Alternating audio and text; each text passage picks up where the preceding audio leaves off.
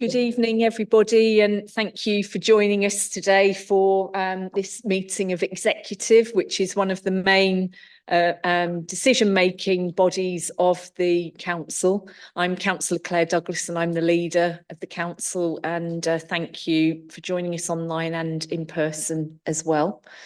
So as a start for apologies, we have no apologies, everybody's here, so thank you for that. I'm looking round, marvellous, thanks everybody. Second item, which is the first item on the agenda, is declarations of interest. Does anybody have any declarations of interest? No, thank you. And I should say as well that I'd like to welcome our new executive members to executive this evening, first meeting with us. So we have Councillor Steels-Warshaw, who is the executive member for Health, Wellbeing and Adult Social Care. And we have Councillor Baxter, who is on job share with Councillor Lomas on finance, performance, equalities, inclusion, human rights and major projects. Have I managed? I've got it in the wrong order, but the right notes are in there. Sorry, apologies for that. So thank you everybody for being here. It's really nice to see you. And so our next item, which is agenda item 2, is way down on my piece of paper here. Minutes from the meeting which was held on the 9th of May 2024. Can I see those who are in favour of accepting those as a fair reflection of the meeting? Yeah, right, so that's everybody. So those are approved. Thank you, everybody. And item number 3 is public participation. And we have 2 speakers today. We have Mr. Steve Lilly, who is in the room. Would you like to come to the desk, Mr. Lilly? And have you done this before? Oh, okay. So you know that you need to turn on your microphone, 3 minutes. And would you like to have a 30-second warning before the 3 minutes is up? You're okay. Okay, thank you. Please start. Thank you. Okay, good evening, everyone. Although I am Steve Lilly, I'm a sort of last-minute replacement for my colleague John Gannon, who actually applied to come here this evening. John sadly had an accident and he's got a bad back, so he couldn't attend. But what I'm actually doing, I'm reading. He's actually prepared something, so it's his statement that I'm actually reading. Okay. Good evening. My name is John Gannon. Clearly it's not, but I'm a resident of Gilligate and a member of Love Guildhall, a group of local residents and businesses who are interested in air quality and transport plans for the Exhibition Square, Bootham, Gilligate, Lord Mayor's Walk, Portland Street and Claremont areas. I'm sorry if I'm about to repeat what councillors and officers have heard previously. It's unfortunate that the transport plan adoption was removed from the agenda for this meeting, but I'm being reassured that in fact it will be taken next time. Mean average nitrogen dioxide concentrations in our area are stubbornly high and still exceed the 40 micrograms per cubic metre World Health Organization limit value. While the council has adopted policies which appear to be helping a slow reduction, the rate of change is too slow and bold action is necessary now. The 11 bulleted action priorities in the Air Quality Status Report have our support, particularly 2 more electric buses, 3 anti-idling measures, 4 more electric taxis, 6 transport policy including movement of place plans, and 10 further controls on particulate emissions, and 11 reduce LGV emissions. We are still very concerned that meaningful reductions in air pollution will be slow to arrive. We've recently had signs erected to discourage idling, but the signs are far too small and from what we observe, not effective. We have seen no patrols, which the annual status report says have been in operation. Please can we be informed about who runs the patrols, what, where and when, at an appropriate time. We are keen to encourage extensions of the electric bus initiative, to cover the Reliance service and tour buses. We would also be interested to know how it is proposed to reduce LGV emissions. Does this relate to the City of York fleet or all vehicles of this type? We consider the design, planning, procurement and construction of the YCT movement and place plan for Exhibition Square, Bootham and Gilligate that offers the biggest opportunity for significant and sustained reduction in air pollution. We urge you, the new Mayor, Mr. David Scaife, to prioritise the development, funding and realisation of this vital project. Thank you. That was marvellously well timed. You were spot on there. Thank you very much. Timing, actually. Thank you. Well, So there were a couple of questions in there that you wanted an update on. I'm just wondering if it might be better if we write back to you or Mr. Gannon to answer those. And I'm sure we can answer them, but it may not be the best idea to do it immediately now. But thank you for coming along, and thank you for your support and highlighting those issues. It's a tremendously important issue. And we will next month be telling you about how we're starting to tackle that. So thank you very much. Okay, thank you. Can I apologise in advance? I will be able to stay for a while, but I will have to slip away. Of course. Thank you. Right, our next public speaker is Gwen Swinburne, and she is joining us remotely today, and she wants to talk about the general remit of the committee, governance matters. Gwen, can you hear us? I can hear you. Can you hear me? Yes. Yeah. Oh, thank you. Okay. Okay. So you have 3 minutes. I believe you don't want me to give you. No, I'm timed up, Chair. I'm timed up. Yes. Perfect. Thank you. Please go ahead. Chair, the purpose of a forward plan is to give fair warning and notice of items, particularly key policy, strategy and procurement decisions that are upcoming over the next 6 months or a year. It is important for citizens and staff, but essential for elected members in administration and opposition to have full knowledge of these upcoming decisions, to be able to engage with their constituents and report authors, particularly for pre-decision call-in. Tonight, you are considering a mirror report on adult education with North Yorkshire Council. The reports are, in essence, duplicates of each other, same author, shared service, so you would think they would be administratively the same, but you would be wrong. North Yorkshire Council added this item to its forward plan as a key decision back in February and was on every executive meeting since. It was a high value item and affected all wards, so clearly a key decision in legal terms. City of York Council, however, added to the forward plan only last month, and as is so often, as a non-key decision, so not properly designated and no practical notice.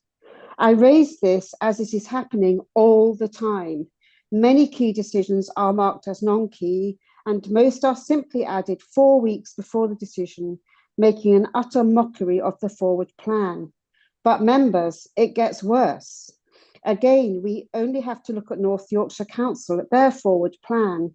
Today, it contains 34 clearly articulated items already to next spring, with 10 detailed columns, including consultation modalities, each considered at their fortnightly executive meetings held despite school holidays. Yes, 12 meetings already this year, showing a real commitment to their ratepayers. So tonight, your minimalist forward plan for July has an unusually impressive 11 items, with virtually no information compared with North Yorkshire. 7 only were in the last executive forward plan, by the way. Oh, and only 3 standard Treasury items for your next far distant meeting in mid-September. Chair, the forward plan and key decision failure is lurching from bad to worse. May I ask that you finally address this, or should I refer to audit and governance or scrutiny, or as an accounts objection so that this can be regularised? Thank you, Chair. Thank you, Gwen, for your comments there, and they Yeah. have been noted, and I know Thank there's you. an ongoing consideration of what you have raised previously. Thank you. Thank you. I'll keep going. Right, our next item on the agenda is item number 4, which is the forward plan. So as has already been noted, there is a lot on July, which is post the general election, when we can resume regular decision making. So that's why today's meeting is quite light. So can I see those approve the forward plan, please? Everybody in agreement with that? Thank you. Thanks. Item number 5 is re-procurement of sexual health and contraception services. And we have Peter Roderick here to introduce this to us. So thank you for joining us tonight, Peter.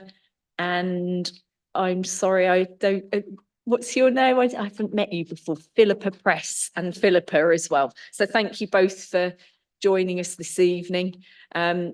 Peter, are you going to start, or is Philippa going to start? I'm going to start, Please Chair. go Thank ahead. you very Thank much, you. and good evening, everyone. Sorry, just sorting out the name badges.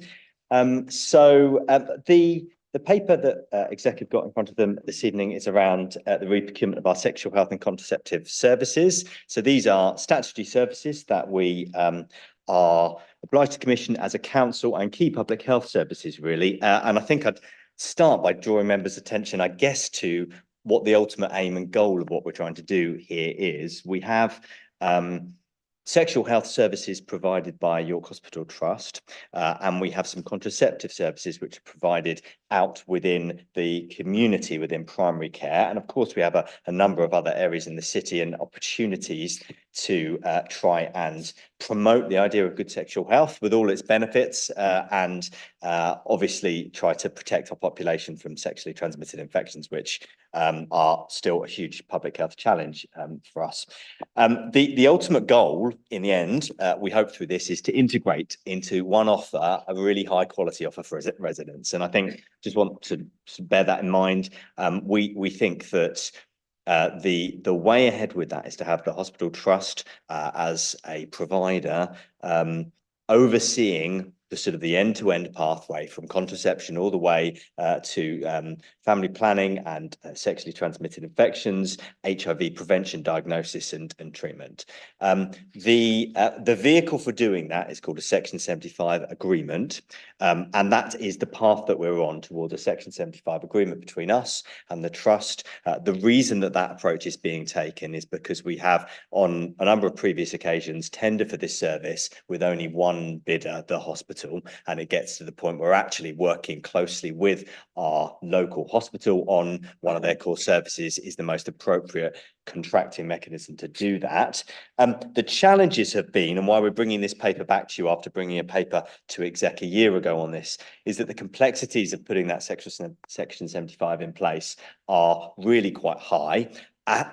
Simultaneously, the budget challenge of delivering what we'd originally tended through that, the trust have told us, is too great, given NHS budgets, for them to be able to do exactly what we wanted them to do with the money that we have available. That is not a York problem, that is a national problem. And the paper draws attention to the Women and Equality Select Committee report recently, essentially declaring that sexual health services nationally are in a bit of a state of crisis when it comes to the funding attached. We spend nearly a quarter of the public health budget on sexual health services, which as a proportion of our public health budget is already the highest in Yorkshire and Humber. The way in which the services are changing, the demand for the services are changing, matched to our budgetary increases, essentially means that we have a gap that increases every year between what we need to provide and what we're able to afford to provide. So it's a very challenging financial envelope, and quite late in the day, the trust had to inform us that we couldn't really commence the Section 75 as of the 1st of July. And so what members are being asked to approve is an extension for another year of the current contract, which is allowed under the terms of the current contract, a 6 + 6 month extension, in order for us to work further on the Section 75 to match the money that we have available with the service that the Trust are able to deliver. There are some other contexts as well. There's changing patterns of use. One of the aspects of a sexual health service is that it's open, it's comprehensive. It's incredibly important to make sure that we don't stigmatise sex as a thing. We don't stigmatise sexually transmitted infections, that we make it possible for people to come to York from anywhere in the country and have an STI test, because in the end, we don't really care where they're from. These infections don't respect borders. And so the open and comprehensive nature of this service actually makes it in some ways quite hard to track activity, and means that York actually does attract in activity from other areas. Plus the fact that we know that a lot of users of these services nationally are in our younger cohort, and as a proportion of the population, we know we have high numbers of students, and we have 10% more in the 20 to 29%, 20 to 29 year age category than the rest of the country. So we have, I guess, the population bulge is at the point at which there'd be service users for this contract. So for a number of reasons, it's a challenging contract. So what we're asking executive to do through the paper is to approve that 6 + 6 extension. We will, as part of that, need to build in some service reduction into the second half of the year. Negotiation with the Trust has pushed that back to the second half, but essentially that will be in 3 main areas. As part of this next year, and then continuing into the new Section 75 arrangements after it, there will be some reduction in clinic time.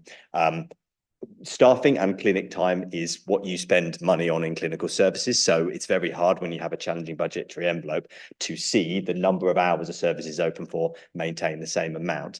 So that was in some ways an inevitability.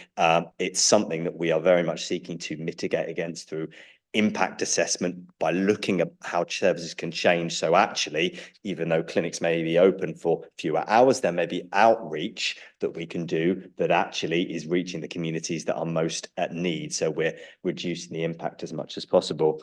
The second thing is there will be potentially some longer wait times for some aspects of the service. And the third thing is that when it comes to STI testing at the moment, we've been working on a broadly free access, log onto an internet site and order a test to your home. And, arguably you could have 31 tests for 31 days in a month if you so wanted. Actually, we're trying to reorient the service so that essentially we have more clinically appropriate ways of STI testing, actually, interestingly, more in clinic than the online. And that actually reduces down the cost of some of this. And during COVID, that cost really spiraled and really went up. So that's what some of the changes will be. Executive being asked to approve a 6 + 6 extension, including some of those changes, and then for us to continue with the Section 75 negotiations. So Philip is here to answer any further questions on any details, but I'll stop there, Chair, and hand back. Thank you, Peter. Philippa, do you want to add anything more at this point in time? No, I don't think so. Oh, sorry, yeah, forgot that. No, I don't think so. I think it's important that we see this as a specialist service, and a lot of the activity isn't specialist that's going through that service. And so we want to try and change that a little bit and use some of the services that are out in the community for basic repeat contraception and that sort of stuff. So I think there's some difficulty with people always deferring to that service because it's well known and well used and well respected. Okay, thank you for that. Thank you. Can I see if any members would like to speak, as we regularly do, if you have one attempt at speaking. And Councillor Stills-Warshaw, do you want to go first? Thank you. Thank you, Chair, and many thanks to the officers for their hard work on this report. I do acknowledge that we're in really difficult times and fully appreciate the work that's being done to continue the delivery of the sexual health services, despite having to make some reductions. It is worth noting what we mean by the specialist sexual health services, and this includes, which includes responsible planning around sexual activity and including advice, guidance, and also testing for STIs when issues arise. The importance of the sexual education of sexual education cannot be underestimated for people to have healthy sex lives, but also to reduce demand on certain services and lower the cost to the public purse. The reality is that sexual health services across the country are really stretched, and this is due to government funding cuts, leaving the council for the current time having to adjust access criteria for these services. The costs of the services are increasing at a higher rate than our public health grant is increasing, and it's within this context that officers have produced options to ensure high quality services continue across York. The allocation of almost a quarter of the public health budget on this service makes York an outlier across the whole of Yorkshire and Humber, and it means this means we need a change of approach to ensure that the budget is more evenly distributed in funding of all our highly valued public health services. I am reassured that the changes will be made gradually in the second half of 24-25, while constantly assessing their impact. And as executive member, I will receive regular briefings to monitor that impact. The provision of this extension provides more time to help the council to approve the Section 75 agreement, and I hope in time to deliver the integrated specialist sexual health services that we want to achieve and want to best serve our residents. Thank you. Thank you, Councillor Steels-Warshaw. Fantastic, well done. Councillor Eyre, would you like to go next? Thank you. Thank you, Chair. Very briefly, obviously, the stage service reductions on page 25 is something that probably nobody around this table will really be wanting to do under better circumstances. The public health grant is one of the many areas where we're having a gap between the finances we receive and what we need to spend. So obviously happy to work with the executive and any incoming government coming forward in terms of what we can do to lobby to get better funding around that particular area and those other areas. I was interested a little bit about paragraph 10 in terms of that, and I did wonder what is the driver of that higher activity in York. You mentioned in terms of people travelling to get STI tests, which I think is probably I misunderstood that one slightly. Is it the student population in particular that's driving that high level of activities? Is there a compensatory saving elsewhere if we have higher levels of certain demand in there? Does that mean that we then spend less in other areas that offsets that? Would be of interest to me. And also, how does that compare to other similar areas? If it is student population, for example, are other areas with high levels of student population spending 24% similar to us, or are we still an outlier in terms of that particular one? Thank you, Councillor Eyre. Would you like to answer those questions, Philippa and Peter? Please Thanks, go ahead. Councillor. Yeah, really helpful questions. And I think in terms of sort of paragraph 10 and in terms of the sort of in and out of area, a couple of things. So we have cross-charging arrangements. So for instance, if somebody lives in Leeds, has a postcode in Leeds, registered GP in Leeds, but comes to York and attends one of our clinics, we can cross-charge. That breaks down when it comes to the online testing because we don't necessarily always collect postcode, and the anonymity means that actually we are probably a net importer. It's not a great phrase to use, but of some of that testing in that sense, in the same way that we know London sexual health services, actually, if you look at some of their uses, where else are there high proportion of their public health grant going on sexual health services? A lot of the London boroughs see that. So it's where you have lots of people coming in, I guess, and maybe testing from out of area. So that's part of it. I think our demographics and activity are important here. And it's important to sort of, it's a little bit missed of time, but the way in which, when public health became a local authority responsibility, the public health grant was divided between us and North Yorkshire means that in some senses it was split in a sort of 25-75 proportion. We got 25% funds, North Yorkshire got 75%. But actually, if you look at our activity, we know we have 50% of the activity and they have 50% of the activity. It's the same provider for both us and for North Yorkshire. So I think actually that's one of the reasons too, that in many ways, as the DPH, we do what we do with the grant that we get. And in some sense, it's not sort of complaining about that, but I think that grant, if it had adequately reflected sexual health service activity, would have been proportionately more for York. I think it's another indication of where York's central government funding in terms of local government actually probably doesn't match some of the need. So I think that explains some of those aspects of paragraph 10 for me. Thank you for that. Thank you. Councillor Lomas.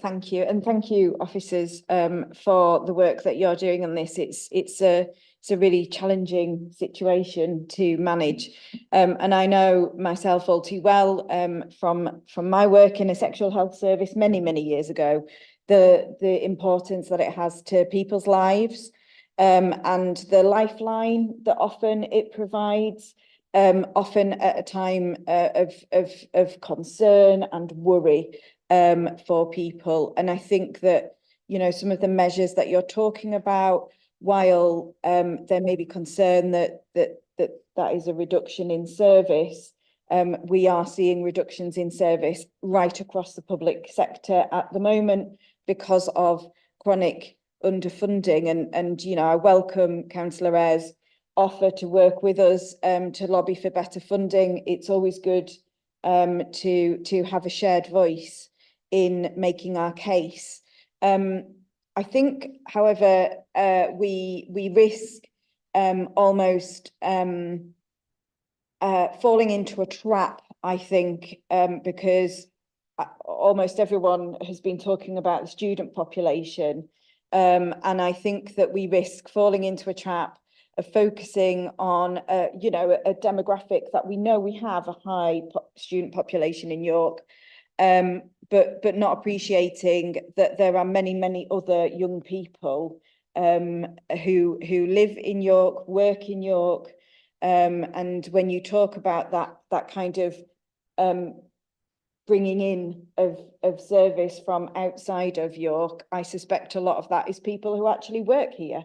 And so it's much more convenient for them to attend a clinic near to the place that they work rather than where they live, which may be some way out of the city, and where they live in an area that is not so well served by sexual health services that have accessibility at times when they are able to attend. So I think some really important things happening here, and I hope some potential to work across York and North Yorkshire to look at how the service can better serve the needs of everyone, and I look forward to working with Councillor Ayres and Councillor Stills-Walshaw to make the case for better funding.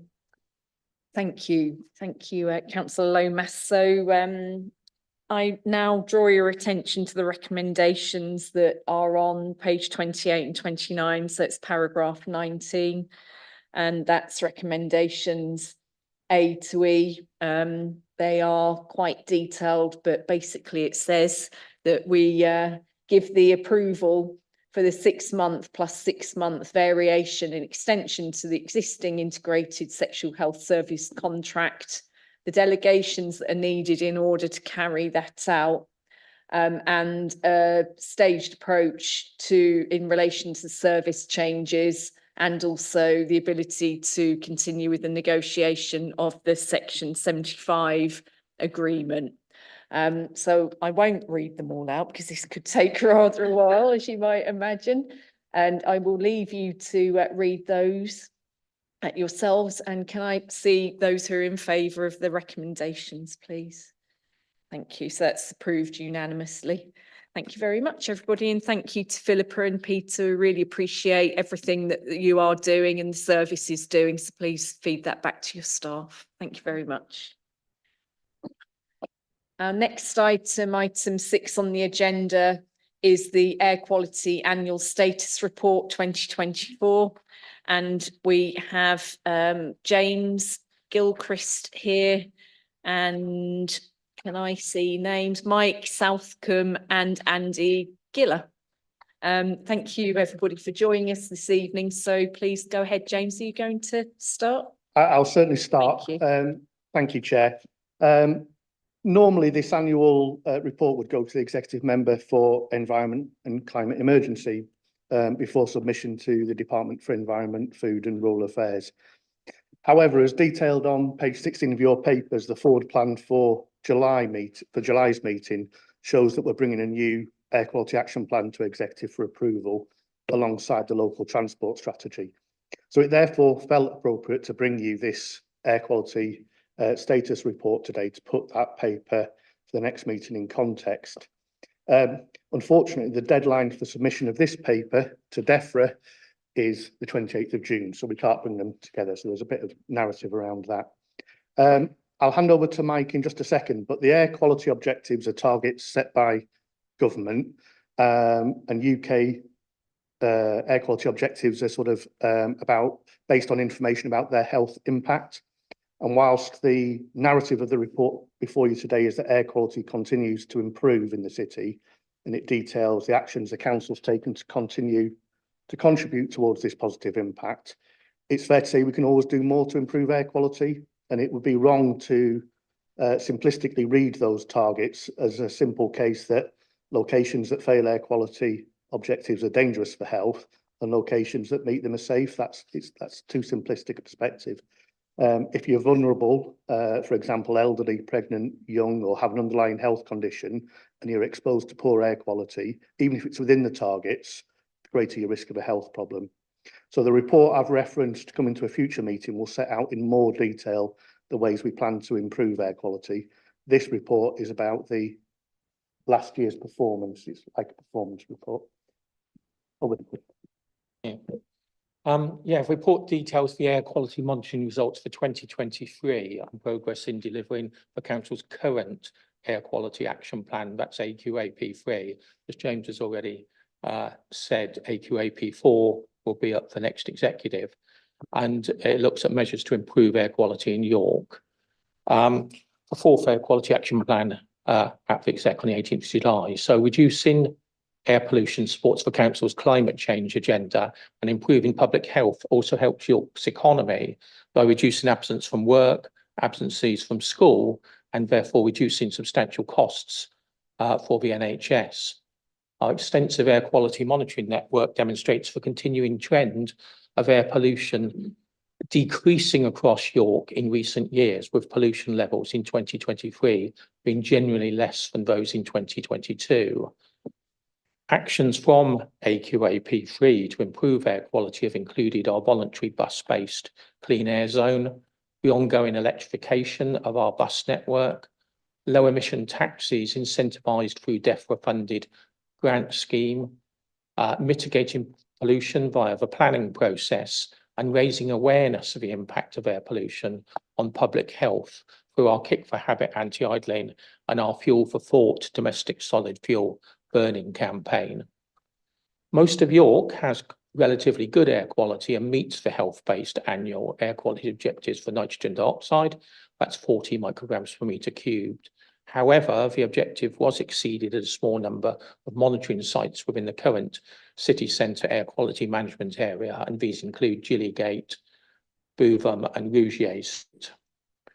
Air quality improved in the Holgate Road Blossom Street area, which had been above the air quality objective in the previous year, but now complies.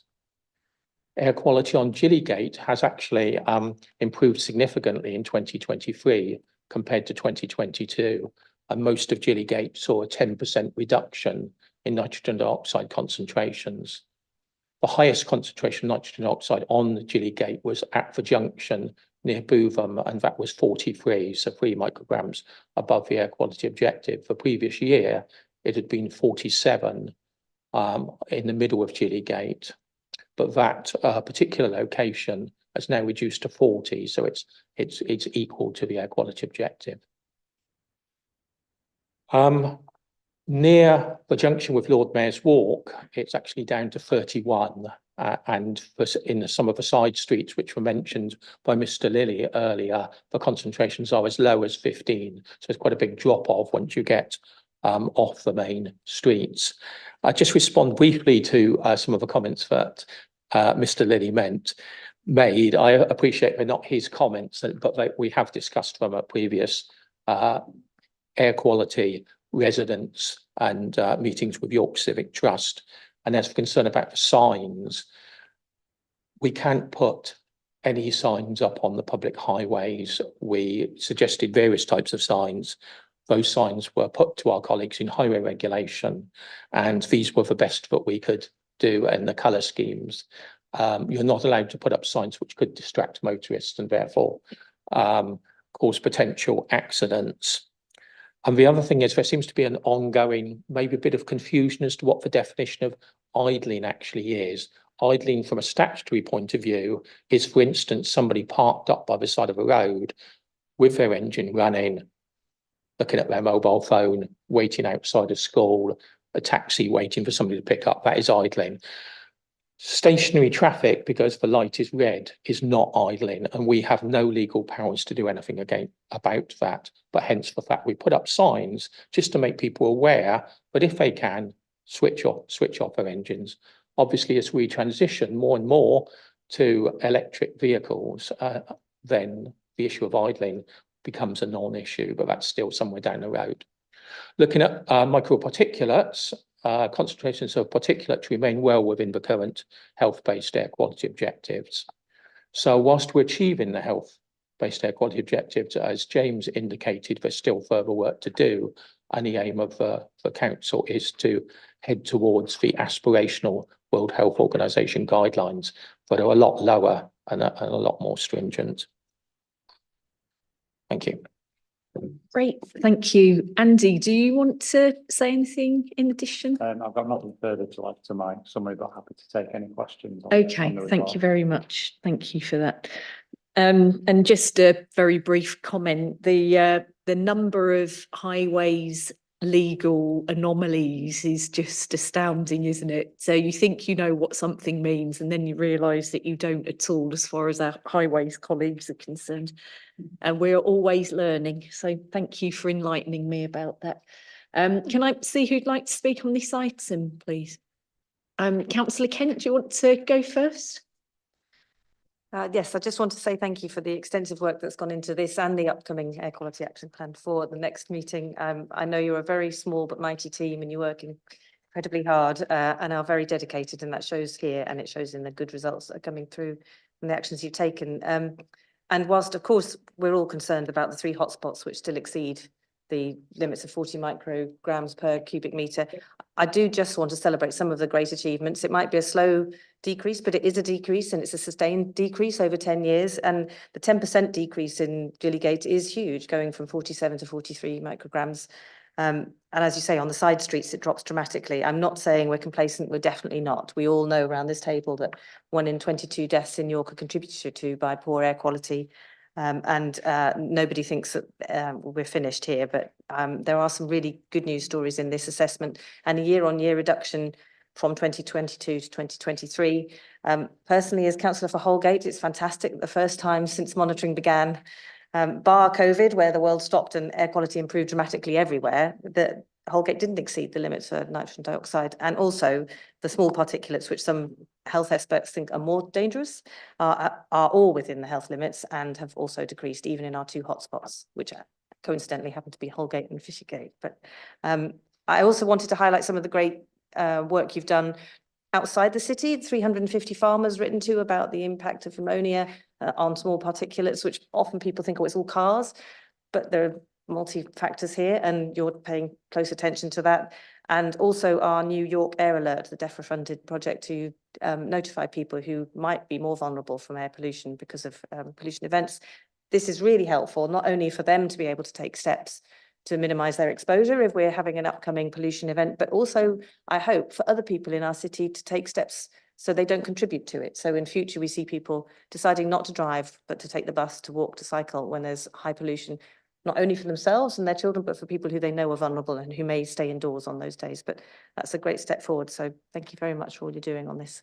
And I look forward to the Transport Action Plan and Air Quality Action Plan number 4 coming up in July. Thank you, Councillor Kent. Councillor Eyre? Thank you, Chair. Yeah, very briefly, obviously, thank officers for this report, but probably more significantly, the work that's gone in over the last 12 months to achieve the things that are included in this report. Clearly, same as Councillor Kent, welcome the progress and the fact that we will continue to push forward and continue to improve air quality even further. And again, we're also looking forward to the papers coming the next agenda. I think the one question I was probably going to ask was around, it's key to me, parish councils and the work with parish councils around solid fuel burning. So I think it might actually be Andy that's been working quite closely with my parish council in Heworth and a resident in particular who's had issues around solid wood burning. And we actually did quite an effective localised campaign in Heworth around making people aware of what can and can't be burnt. I couldn't see any mention of it in this report here. Is that work ongoing? And if not, that is an opportunity. There are many notice boards throughout the city and parish council areas that can actually get that information out. And it was something I learned through that work that we did as a parish council that I wasn't necessarily aware of. So it's just a good network to tap into. Well, thank you for that. And some of those actions will be detailed a little bit more in the AQAP4 report, where there's a bit of a transition from focusing mainly on transport and on nitrogen oxide, whereas AQAP4 is also looking at particulates from domestic heating. Thank you for that. We've got our Fuel for Thought campaign, which is currently being evaluated. Do you want to just say a bit about that, Andy? Yeah, I mean, just to say that as part of that campaign, the aim was to try and obviously tackle the incidence of domestic solid fuel burning, try to make people aware of some of the dangers in terms of health, maybe give people the information. So if they are thinking about buying a wood burning stove, obviously they have all the information in front of them and they might decide to choose an alternative. Obviously, as part of that campaign, we have developed a huge number of resources in terms of leaflets, posters and other resources which we can make available if there are opportunities to disseminate those to kind of the wider audience. So please let us know and we can make some stocks available. And there will be a paper going to the executive member at some time after the election. Thank you for that. Yeah, I think it would be a really good thing, wouldn't it, to include members, because most of us do have access to our notes boards, don't we? We could get those things up really quite easily. Right, next I have Councillor Revilius. Thank you. Thank you. Just want to echo everybody else's thanks. This, it's really great the work you've been doing and to see the progress we're making. From the transport perspective, we know that vehicle traffic is a significant contributor to poor air quality. So we recognise that we've got to address that.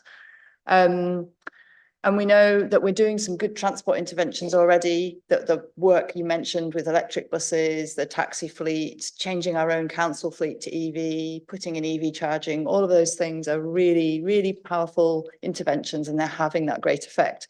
But we also know that simply transitioning to electric vehicles isn't going to bring enough of a change, and we're going to have to grapple with traffic congestion. So we're absolutely recognising that. We're going to have to shift people to that more sustainable modes of transport and make it easier for everybody to get around. And one of the brilliant things about that is all the other benefits that come with it. So there will be that improved health, the improvements to the economy, reduction in carbon emissions and nicer space, places to be. So some of those streets that we mention in the report that currently have very poor air quality, just, busy, congested places where people don't linger. And if we can start to make the transition towards less traffic congestion and more sustainable travel, then we'll also create those lovely spaces. So all I'm going to say here is that we're really working hard on that transport strategy, and that improving air quality is one of the key objectives, and particularly focusing on some of those areas of the city which have the poorest air quality. And we'll be bringing that transport strategy and the movement and place plan and all the associated reports to the next executive meeting in July, and really looking forward to continuing this journey of improvement in air quality. Thank you. Thank you, Councillor Revilius. And Councillor Kilbane? Yeah, thank you, Chair. Just very briefly, I wanted to put on record my thanks, obviously to the team that's worked on this, but also to the residents of Gillygate and Lord Mayor's Walk. When I was executive member for transport last year, we started to convene meetings with them on a regular basis. And I think it's fair to say at the start of that, trust in us to actually address the problem was low. They felt fobbed off by the previous administration, let down by the previous administration, not taking them seriously. we do take them seriously. I want to say to them, we know there's a long way to go. We are committed to that journey. We hope that we've managed to build some trust with the residents. Thank them for their contributions and their patience when you consider that they are being exposed at times to unlawful levels of nitrogen oxide. So thanks to the residents, Lord Mayor's Walk and Gillygate. We're on a journey. We will get there. Thank you, Councillor Kilbane. Right, everybody. So recommendations are on page straddle page 94, 95, paragraph 10, and it is to note the contents of the report and approve the submission of the annual status report to DEFRA.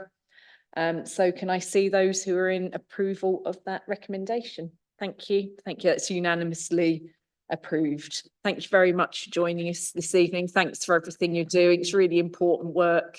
And I didn't say that it's also helping to tackle our health inequalities and close that 12-year mortality gap that we've got across our city. So don't forget that.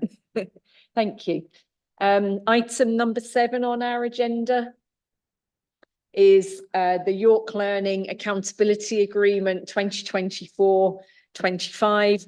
And we have Paul Cliff and Laura Williams here to present that paper to us this evening. Thank you for joining us. Please go ahead. Thank you, Chair. Thank you for the opportunity to bring the accountability statement here for agreement. Just to set into context what the accountability agreement is. It's an annual agreement we need to make as part of our annual funding statement to the Education Skills Funding Agency that details some of the objectives that we will use and some of the targets we will set this year in order to align with local, national and regional priorities in relation to adult learning and skills and that particular funding.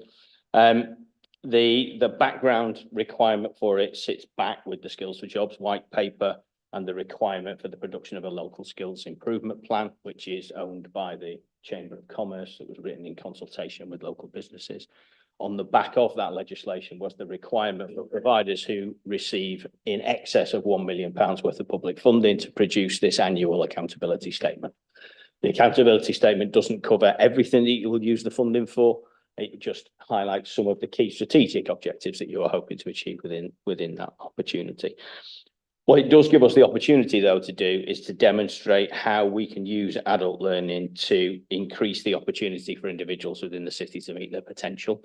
And that's what we've tried to do with this year's accountability statement, which is how it differs slightly from last year's accountability statement, in that there's a greater focus on how this work can work regionally and work in particular within the city in line with the One City for All plan and the objectives within there, and how we can show how adult learning can demonstrate a real space in the prevention agenda within the city. So that's what we've tried to do. I do need to flag up that the version of the statement that is in Appendix A has to be adapted slightly on advice from the combined authority. So there is a graphic in that diagram that hasn't had full approval at combined authority status and won't have until October.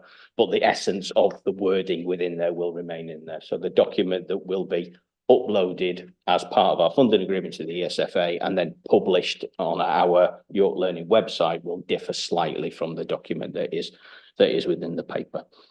So the recommendation is that you take on board what we've said, that it reflects what we want to achieve with our funding in York Learning, and that you agree for its upload. Thank you, Paul, for that, and thanks to you for all the work you've done on pulling this together, because it's no small undertaking, is it? Laura, do you want to say anything at this point? Yeah, I think I'll just echo what Paul said, that so while there's rightly a focus nationally on skills and employment, that obviously we're really committed to that, the breadth of our communities and the people that are furthest away from that skills offer, and also just recognise that there are other benefits obviously to adult education than skills and employment, and actually we're supporting people with their integration into their communities, their health and well-being and all of those wider aims, and that obviously we're still really committed to that. So I think that's just important to highlight. Thank you for that. Can I see if any members would like to speak on this item, please? Councillor Kilbane, please go ahead. Thank you, Chair.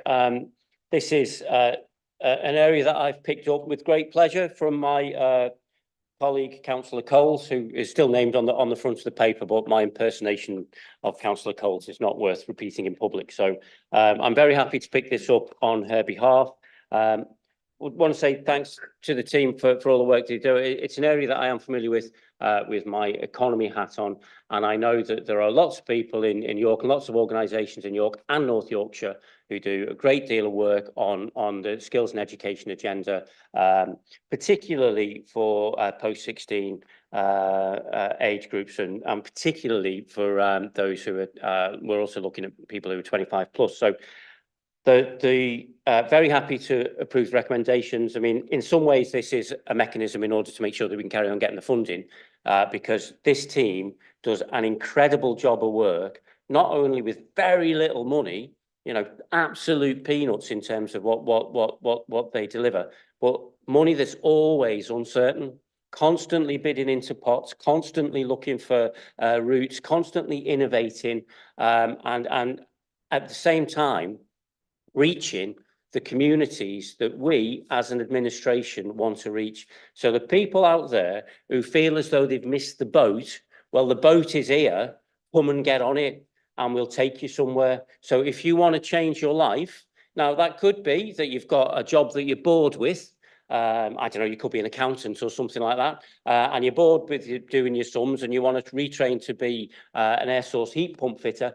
Come and talk to these people, because they can say, we're not going to train you how to do that, but they will set you on the journey and they will lead you the way that you can learn those skills and transform your life. Because as we move into an age of AI, as a lot of jobs start to get automated, like note takers and solicitors, those kind of jobs start to be automated, we will still need people out there who are brickies, people out there who are engineers, and if the people who will survive and thrive in the new world are the people who've got the ability to learn and adapt, and these people will help you do that. So get in touch with us, come and get on the boat. Thank you. Thank you, Councillor Kilbane. I hope you feel suitably revved up now to get out there and do that. Right, well, thank you very much for that. And the recommendations for this report are on page 242 at paragraph 14. Let's just go to that. And it says, executive members are asked to approve the accountability statement at the annex to this report ahead of publication at the end of June 2024. So can I see all those in favour of that recommendation, please? So that's unanimously approved. And thank you for everything you're doing. Thanks to work doing jointly with North Yorkshire and the Combined Authority as well, Paul, and please go back and thank any team members that you're working with too. Thank you very much. Right, on that, going back to the agenda item number 8, I assume is urgent business. Yes, it is, and I've not been notified of any urgent business. So on that note, I bring the meeting to a close and thank you, everybody.